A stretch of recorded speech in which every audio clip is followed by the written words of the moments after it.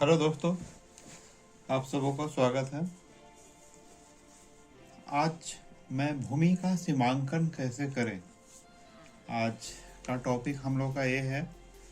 इसमें जनरली हम लोग का गांव में या तो शहरों में ही हर जगह ज़मीन का कुछ न कुछ विवाद रहा करता है कि नहीं मेरा ज़मीन यहाँ तक निकलता है, दूसरा भी बोलेगा नहीं मेरा ज़मीन सही है। तो इसके चलते बहुत भी मारा मारी, पुलिस केस कुछ न कुछ इसमें हमेशा लगा ही रहता है, वो पूर्वजों से लेकर।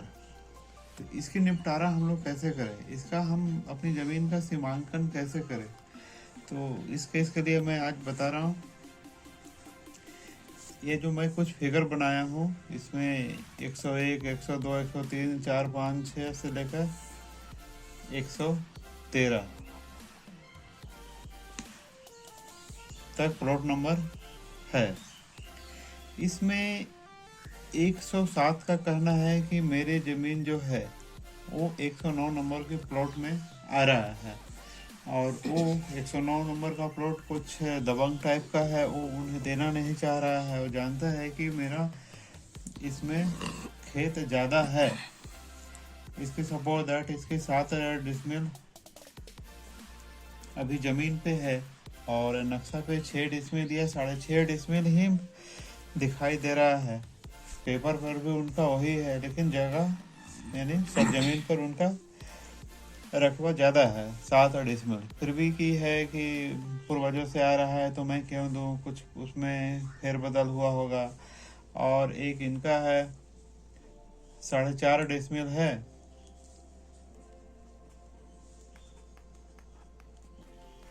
लेकिन इनको ओनली 4 डिसमिल ही है। इनका कहना है कि मेरा आधा डिसमिल 109 नंबर के प्लॉट में चला गया है। तो इसका हम लोग कैसे करेंगे। तो इसके लिए तो पहले जो हम लोग का आम तौर पे होता है अभी जगह पे, कि जिस जमीन की विवाद है सबसे पहले उसके जो सीमा से सटकर जो है 103, 108 और 109 तो रहेंगे ही, और इसका और भी आजू बाजू। और सबसे मेन चीज़ है ये जो है, सबसे पहले इन्फॉर्म ये गांव का सरपंच मतलब ग्राम कचहरी यानी ग्राम पंचायत में किया जाना चाहिए, एक एप्लीकेशन देके। वहाँ से उन लोग को उचित लगेगा तो एक अमीन बुलाएंगे जो उन लोग का रहता है, या तो जो पार्टी का है वो 107 और 109 दोनों भी अपने अपने अमीन बुला सकते हैं। यदि इनके पास नहीं है तो ग्राम पंचायत से वो लोग दे देंगे। और साथ में कुछ पंच भी यहाँ पे गवाह के तौर पे रहेंगे जिस समय इसकी सीमांकन होने का है। देखिए ये जरूरी है कि इसकी सूचना मुखिया या ग्राम पंचायत में होनी ही चाहिए, दोनों की तरफ से आवेदन होना ही चाहिए, क्योंकि अपने ये आपस में निपटारा करने में बहुत परेशानी हो जाता है, लड़ाई बहुत बढ़ जाती है। ठीक है, चलिए।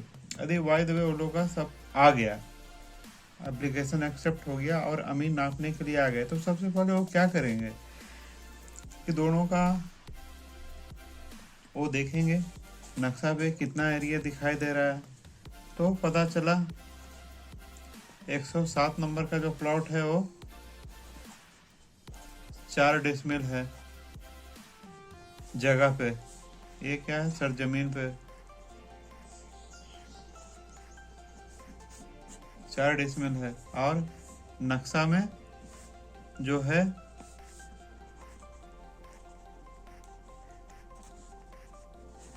4.5 डिसमिल है।